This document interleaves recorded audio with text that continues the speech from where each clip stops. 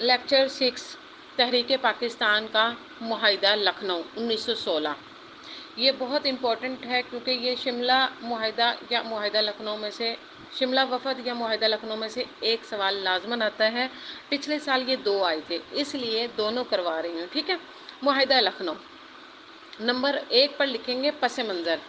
Number 1 میں پس منظر میں لکھیں گے برطانیہ جب لبرل پارٹی کی حکومت کے برسر اقتدار آنے سے ہندوستان کو مزید سیاسی اصلاحات دینے کا فیصلہ مل گیا لیکن اصلاحات کی نوعیت کا تعین نہ ہو سکا. وزیر ہند جان مارلے یوں تو کانگریس کو مطمئن کرنے کا حق میں نہ تھے لیکن ان کے خیال میں تمام اختیار ہندوستانیوں کو دینا غیر ممکن تھا. شملہ وفد کے ذریعے مسلمانوں کے سیاسی حقوق کے تحفظ اور جداگانہ انتخابات کا مطالبہ تو کر دیا گیا. قائد اعظم کی کوششوں سے دسمبر 1915 میں دونوں جماعتوں کے سالانہ اجلاس ایک ہی ایام میں بمبئی میں منعقد ہوئے.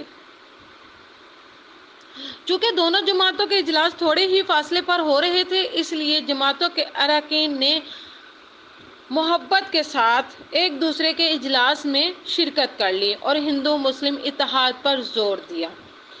نمبر 2 پر لکھیں گے میثاق لکھنؤ کی اہم نکات یا شقیں.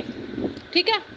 اس کی سب ہیڈنگ ہے اے جداگانہ انتخابات، بی مرکزی مجلس قانون ساز میں مسلم نشستیں، سی توازن نمائندگی، ڈی بلیہ مسودہ قانون، ای مرکزی مجلس قانون ساز کے ارکان، ایف تحریک التوا کا حق، جی ضمنی سوالات کا حق، ایچ وائسرائے کی انتظامی کونسل، آئی وزرائے ہند کی کونسل، جے صوبائی خود مختاری، کے عدلیہ اور انتظامیہ کی علیحدگی.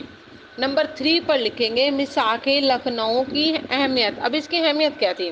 نمبر اے میں لکھیں گے مسلمانوں اور ہندوؤں کا اتحاد، بی میں لکھیں گے قائد اعظم کا کردار، سی میں لکھیں گے 2 قومی نظریہ، ڈی میں لکھیں گے مسلم کی اہمیت کا کردار، ای میں لکھیں گے برطانوی راج کے لیے سبق اور ایف میں لکھیں گے برصغیر میں سیاسی شعور. نمبر 4 پر حاصل کلام لکھیں گے. حاصل کلام کے اندر اس کو ہم ختم کرتے ہوئے لکھیں گے کانگریس کا معاہدہ لکھنؤ سے مکر جانا بھی اس کی ہندو نواز پالیسیوں کا ہی کارستانی تھی.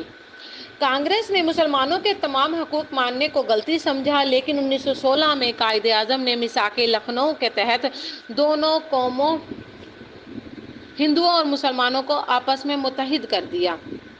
مسلمانوں کے لیے ہندوؤں سے جداگانہ انتخابات کا حق منوا لیا گیا اور سفیر امن کا خطاب پایا. یہ ہمارا ختم ہو گیا.